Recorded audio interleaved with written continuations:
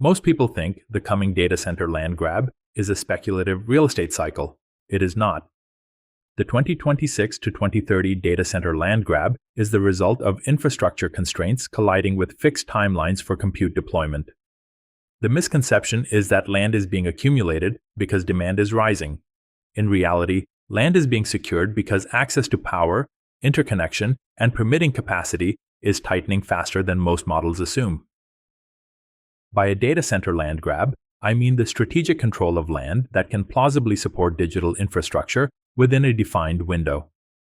This is not about owning large tracts or banking acreage. It is about securing sites that sit near power, transmission, and fiber pathways that can realistically be activated before demand moves elsewhere. The land itself is secondary.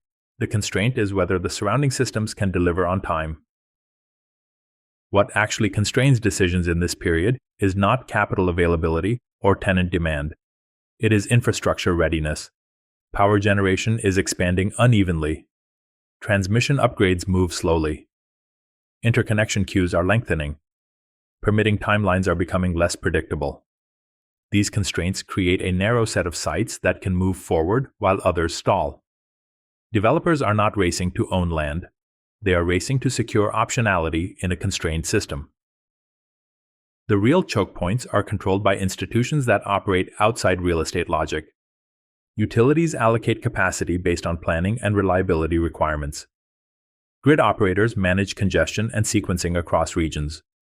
Local governments respond to cumulative impacts rather than individual projects.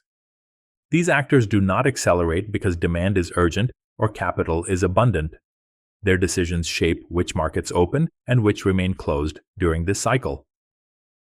Incentives are pushing many participants in the wrong direction. Landowners price sites as if demand guarantees usability. Brokers market parcels based on size and zoning rather than deliverability. Investors assume that securing land early ensures future relevance. The common assumption is that demand will pull infrastructure forward.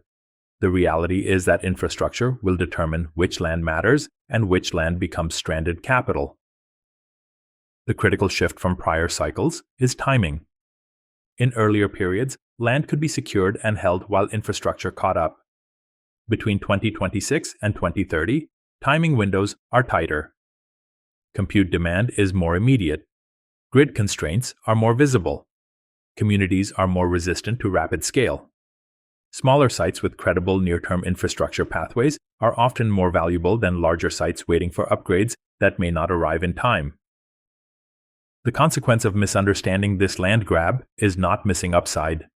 It is locking capital into the wrong assets. Projects advance on sites that look strategic but cannot be energized when needed. Expectations harden before constraints are resolved. The mistake is not believing in continued data center growth. The mistake is treating land accumulation as the strategy instead of infrastructure alignment. The coming land grab will reward those who understand sequencing, not those who simply move first.